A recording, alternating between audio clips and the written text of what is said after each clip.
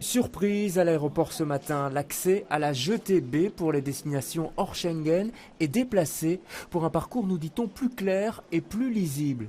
Il était 22h27 exactement hier soir quand les équipes se sont mis au travail, toute une nuit pour changer les signalisations et tout déplacer, notamment les appareils de contrôle des bagages et les fameux bacs bleus.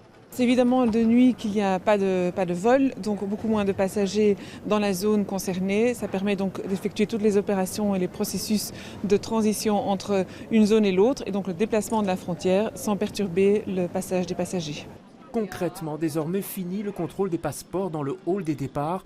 Tout se fera ici, screening des bagages et ensuite des papiers dans ce qu'on appelle, il faudra s'habituer, le connector. C'est la plus large d'Europe qui a été installée ici et donc permet évidemment de faciliter tout ce transfert vers la zone de la jetée B pour les voyageurs non Schengen. Contrôle d'identité se fera juste après.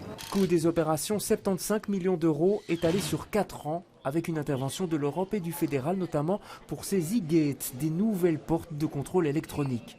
Au petit matin, les premiers voyageurs ont pu pénétrer dans ce connector. Une opération de charme aussi pour Bruxelles Airport à une semaine des vacances de Pâques.